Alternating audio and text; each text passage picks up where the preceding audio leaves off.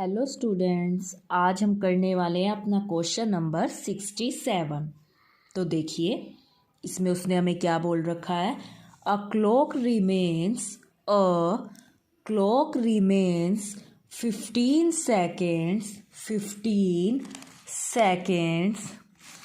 15 seconds behind time daily. A clock remains 15 seconds behind time daily. How much behind time? How much behind time will it be in 30 days? दोबारा देखिए। A clock remains 15 seconds behind time daily. How much behind time will it be in 30 days? वो कह रहा है कि जो एक clock है, एक घड़ी है, 15 सेकेंड्स बिहाइंड, पीछे का टाइम दिखाती है डेली, यानी हर रोज़। How much behind time will it be in 30 days? तो 30 डेज के अंदर वो कितना जो है वो टाइम दिखाएगी। ठीक है, दोबारा देखिए। A clock remains 15 seconds behind time daily. जो एक घड़ी है वो 15 सेकेंड पीछे का टाइम दिखाती है डेली। तो how much behind time will it be in 30 days? तो वो 30 डेज के अंदर कितना जो है वो पीछे का टाइम जो है वो दिखाएगी। ये जो है वो इस क्वेश्चन में बेटा आपको बोल रहा है। तो देखिए, 1 डे क्या लिखेंगे आप? 1 डे में कितना? 15 सेकेंड्स। 1 डे में वो कितना दिखाती है? 15 सेकेंड पीछे का दिखाती है। तो आपको कितना बताना है? 30 डेज का। कितना बताना है बेटा? 30 डेज। 15 मल्टीप्लाई 30 मल्टीप्लाई करेंगे हम, तो हमारा जो है वो टाइम निकल आएगा। अगर आप 15 को 30 से करोगे तो बेटा ये आपका आ जाएगा 450 सेकेंड्स। क्या आ जाएगा? 450 सेकेंड। अगर वो 1 डे के अंदर 15 सेकेंड्स पीछे का टाइम दिखाती है तो वो 30 डेज में कितना पीछे का टाइम दिखाती होगी? 15 multiply 30 is equal to 450 seconds. कितना पीछे का दिखाएगी वो? 450 सेकेंड्स। इसी तरीके से आप अपना अगला क्वेश्चन देखिए। एप्पल कोस्ट ₹10 पर केजी। देखिए, एप्पल कोस्ट ₹10 पर केजी। पर केजी मतलब 1 केजी। पर केजी का मतलब 1 केजी। यानी कि आप खुद से ऑब्जर्व करो, अगर आप 1 केजी एप्पल लेने के लिए जाते हो और वो आपको कितने के मिलते हैं? ₹10 के। अगर आप 1 केजी एप्पल लेने जाते हो और वो आपको मिलते हैं ₹10, तो what is the cost of 5 KG apples? What is the cost of 5 KG apples? तो अगर आपको 5 केजी एप्पल्स लेनी है तो वो आपको कितने के मिलेंगे? ये जो है वो इस क्वेश्चन में आपको बोल रहा है। देखिए, एप्पल कोस्ट ₹10 पर केजी। अगर आप 1 केजी एप्पल लेते हो और वो आपको कितने के मिलते हैं? ₹10 के।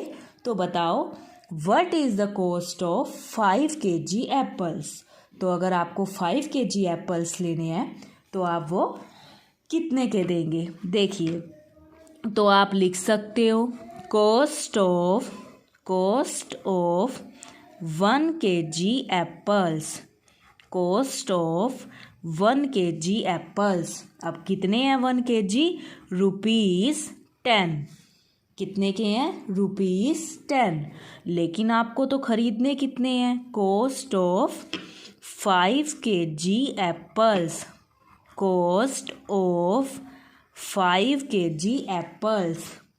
तो 10 दे रखा है ना, मैं 10 मल्टीप्लाई 5। तो देखिए, कम से ज़्यादा में आ रहे हैं। जब भी हम कम से ज़्यादा में आएंगे तो हम क्या करेंगे बेटा, मल्टीप्लाई।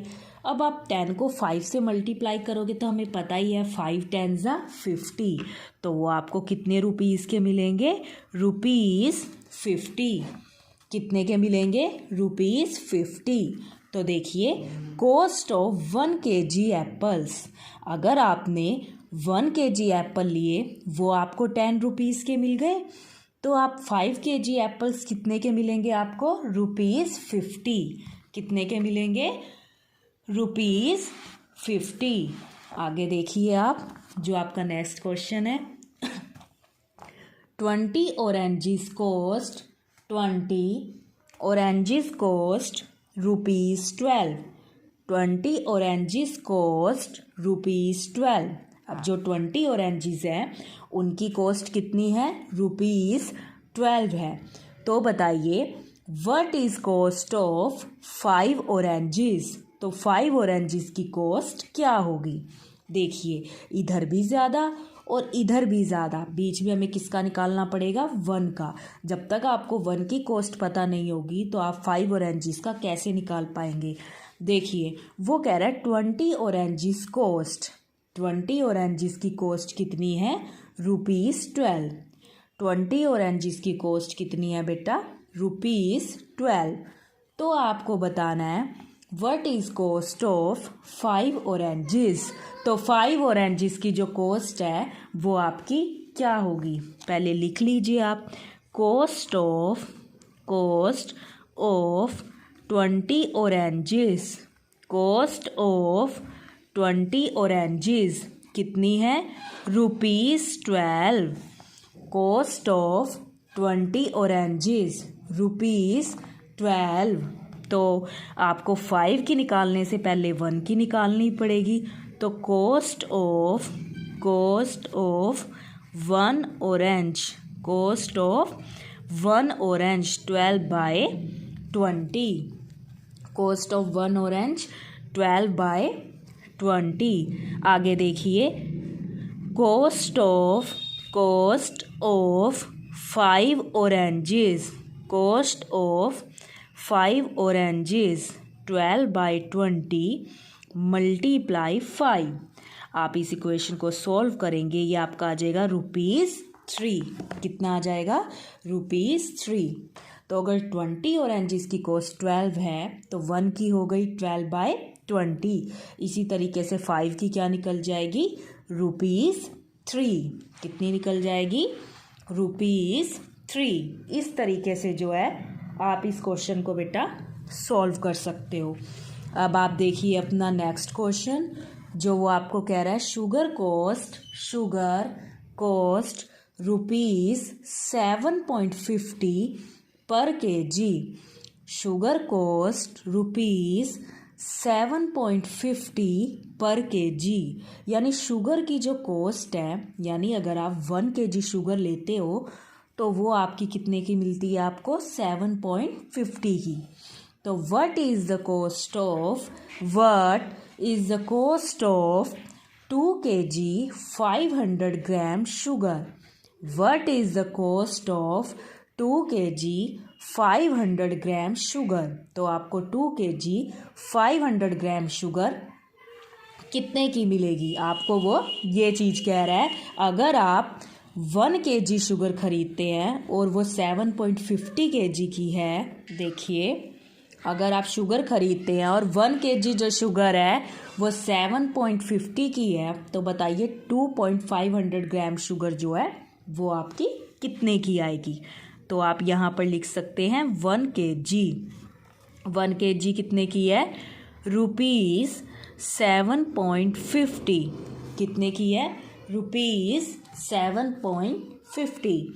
तो आपको कितनी बतानी है, 2.500 जो आपके kg है वो कितने की आएगी। कम से ज़्यादा में जा रहे हैं, हम क्या करेंगे, मल्टीप्लाई 7.50 मल्टीप्लाई 2.500। अब हमें इनको क्या करना है, मल्टीप्लाई करना है। डेसिमल वाली मल्टीप्लाई है, आपको ध्यान से करना है। यहाँ पर हम ये डिजिट लिख देंगे और इसको हमने क्या करना है, अब मल्टीप्लाई करना है। एक बार के लिए भूलना है कि इसमें डेसिमल है, मीन्स जैसे आप इसको करते आए हो मल्टीप्लाई, हमें वैसे इनको मल्टीप्लाई करना है। हमें पता है ज़ीरो को किसी भी डिजिट से अगर मल्टीप्लाई करेंगे तो हमें वापस ज़ीरो ही मिलेगी। ज़ीरो को ज़ीरो से आप करेंगे ज़ीरो, यहाँ पर भी ज़ीरो, ज़ीरो को 5 से करेंगे तो भी हमें वापस क्या मिलेगी, ज़ीरो, और यहाँ पर भी बेटा ज़ीरो। अब यहाँ पर आप लगाओगे मल्टीप्लाई का निशान। 5 को ज़ीरो से करोगे ज़ीरो, 5 को ज़ीरो से करोगे ज़ीरो, 5 5 ज़ा 25, तो 5 यहाँ आ गया और 2 कैरी आ गई। ठीक है, 5 2 ज़ा 10 और 2 12, तो यहाँ पर हम लिख देंगे 12। अब यहाँ पर क्या लगा देंगे हम, 2 मल्टीप्लाई के निशान लगा देंगे। अब हम इसे 7 से करेंगे। 7 को ज़ीरो से करोगे ज़ीरो, 7 को ज़ीरो से करोगे ज़ीरो, 7 को अगर 5 से करोगे तो हमें पता है कितना आना चाहिए, 35, तो 5 यहाँ आ जाएगा और 3 कैरी यहाँ आ जाएगी। 7 2 ज़ा 14, 15 16 17, तो यहाँ पर हमारा आ गया 17। अब हमें क्या करना है, इन सबको प्लस कर देना है। 0 0 0 5 5 और 2 हमारा 7, 7 और 1 8, और यहाँ 1।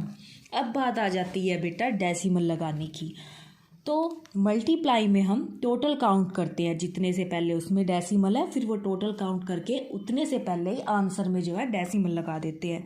देखिए 1 2 3 डिजिट से पहले डेसिमल लगा हुआ है, और इसमें 1 2 डिजिट से पहले डेसिमल लगा हुआ है, तो 3 और 2 कितने हो गए टोटल 5, यानी 5 से पहले डेसिमल लगाएंगे। इस साइड से देखेंगे और हम 1 2 3 4 5, यानी जो डेसिमल है वो हमारा यहाँ पर आना चाहिए, यानी ये हमारे रुपीज़ बन गए 18.75।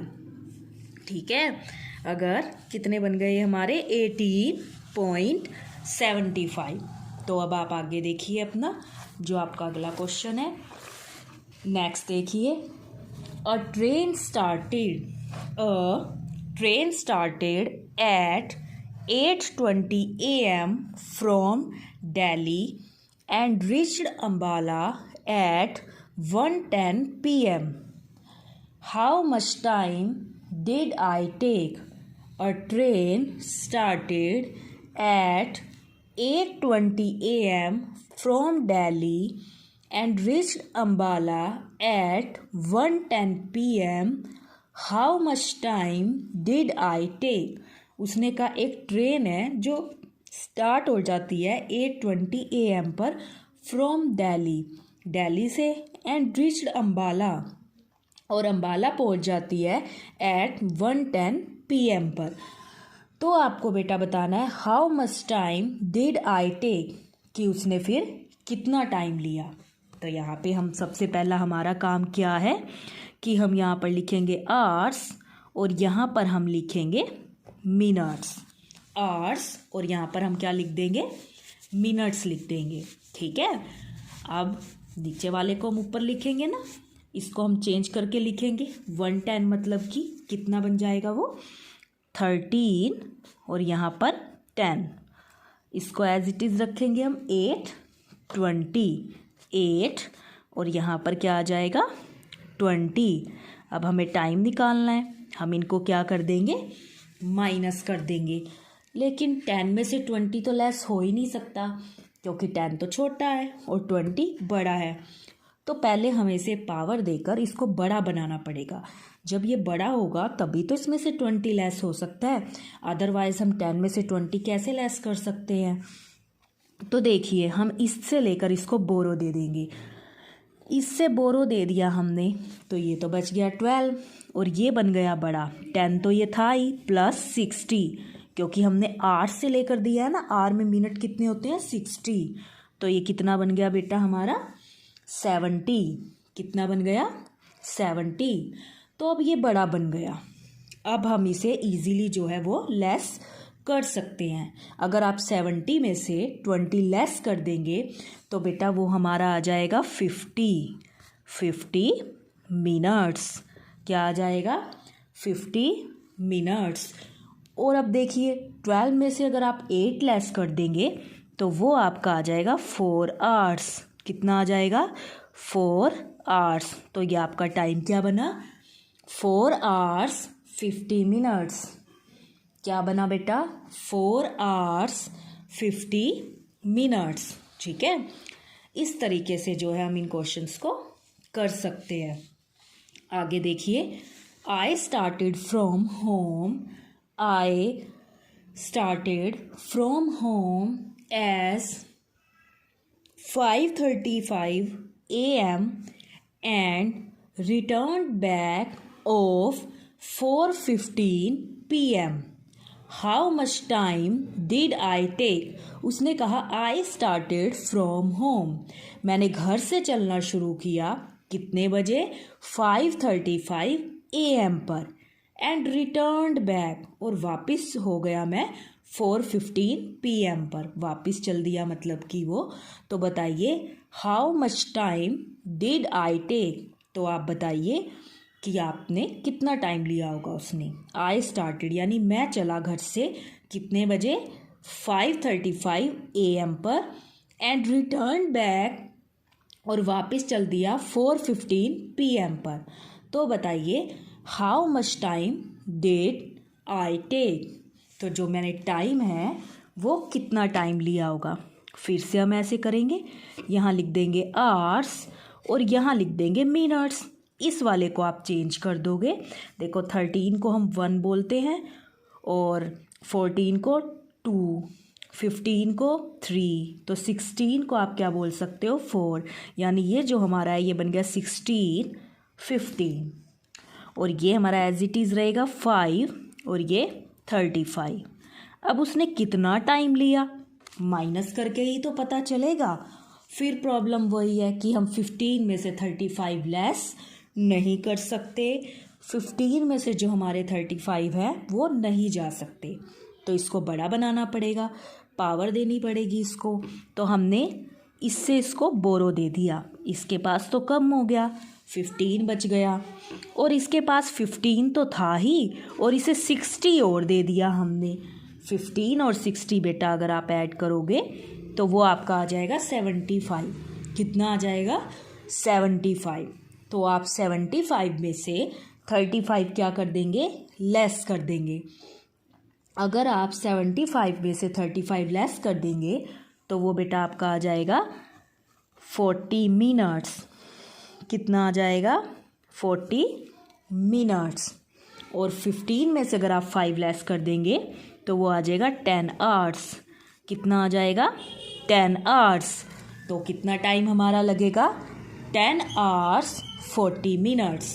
10 आवर्स 40 मिनट्स। अब अपना क्वेश्चन देखिए आप, 73 क्वेश्चन इंटरेस्टिंग क्वेश्चन है और आपको थोड़ा सा ही ध्यान से समझना है। तो देखिए, आई am going on a 4-week leave. पहले तो क्वेश्चन को ध्यान से पढ़िए। आई am going on a 4-week leave. Today is 5th of March. Today is 5th of March. On which date shall I return? On which date shall I return? देखिए, आप अपने ऊपर ऑब्जर्व करिए। आई am going on a 4-week leave, यानी कि मैं जा रहा हूँ 4 हफ्तों की छुट्टी पर। 4 वीक मतलब कितने डेज हो गए बेटा? सोचिए, 4 वीक मतलब 28 डेज। ठीक है ना? 4 वीक मतलब 7 4 क्योंकि 1 वीक में कितने डेज होते हैं? 7। तो वो तो 4 वीक के लिए गया था। 7 4 कितना होता है? 28। यानी कि वो कितने दिन की छुट्टियों पे गया? 28 डेज के लिए वो जा रहा है। दोबारा से देखिए, उसने 4 वीक की बात की है। 4 वीक मतलब 28 डेज, और 28 डेज हमारे कैसे बने? क्योंकि हमें पता है कि 1 वीक के अंदर हमारे कितने डेज होते हैं? 7 डेज होते हैं। तो वो 4 वीक्स के लिए गया है, तो 7 4 28। ठीक है, यानी 28 डेज की छुट्टियों पर वो जा रहा है। Today is 5th of March. और आज कौन सी डेट है? आज 5th ऑफ मार्च है। तो आपको बताना है बेटा। तो देखिए बेटा, उसने कहा अगर आज 5th ऑफ मार्च है तो on which date shall I return, तो वो किस डेट को जो है मैं वापिस आया हूँगा। अगर वो 4 हफ्तों की छुट्टी पर गया है, मीन्स 28 डेज़ के लिए वो छुट्टियों पर जा रहा है, और आज जो डेट है वो 5th मार्च है, तो आपको बताना है on which date shall I return, कि मैं वापस कब आऊँगा। तो उसने आपको जो है वो ये चीज़ बेटा बोल रखी है। आगे देखिए, holiday start, holiday start, holiday start कब से हुए थे उसके? 5th मार्च से। कब से स्टार्ट हुए थे उसके हॉलीडे? जो उसने छुट्टियां ली थी, जो उसकी छुट्टी थी, वो कौन सी डे से स्टार्ट हुई? 5th मार्च से। और हॉलीडेज़ आपको उसके टोटल बताने हैं। पहले तो हॉलीडेज़, टोटल हॉलीडेज़ उसके कितने बने? 28 डेज़ बने थे उसके। क्यों? क्योंकि वो 4 वीक की लीव पर गया था ना। तो आप खुद ही देख लीजिए, 28 और 5 आपके कितने बन जाएंगे? 33 जो हैं वो डेज़ बन जाएंगे। अब अगर हम ध्यान से सोचें, कोई भी ऐसा मंथ नहीं है जिसमें 33 डेज़ होते हो। या तो 30 होते हैं, या 31 होते हैं, या 28 और 29 भी हो सकते हैं अगर वो लीप ईयर है तो। बट 33 डेज़ तो किसी भी मंथ में नहीं होते। तो यानी कि टोटल डेज़ तो उसके बने 33। ठीक है। अब आप देखिए, अब डेज़ इन अ मार्च, तो आपको ध्यान रखना है कि वो क्वेश्चन के अंदर हमें कौन से मंथ की बात कर रखी है, उसने मार्च की बात कर रखी है। तो आपको ये ध्यान में रखना पड़ेगा कि मार्च के अंदर कितने डेज़ होते हैं? 31 डेज़ होते हैं। कितने डेज़ होते हैं? 31। और टोटल डेज़ हमारे कितने बने? 33। कितने बने बेटा? 33। 31 में से आपको 33 जो है वो लेस कर देने हैं, तो वो हमारे डेज़ बच गए 2। कितने बच गए? 2। यानी कि पूरा मार्च का मंथ तो चला ही गया। ध्यान से सोचिए, पूरा मार्च का मंथ तो उसका चला ही गया छुट्टियों के अंदर। और 2 दिन ऊपर हो गए। 2 दिन ऊपर हो गए मतलब कि मार्च के बाद कौन सा मंथ आता है हमारा? अप्रैल आता है। और अप्रैल के 2 दिन यानी कि अप्रैल 2, वो डेट कौन सी पड़ी? अप्रैल 2। यानी कि वो कब रिटर्न होके आया होगा? He will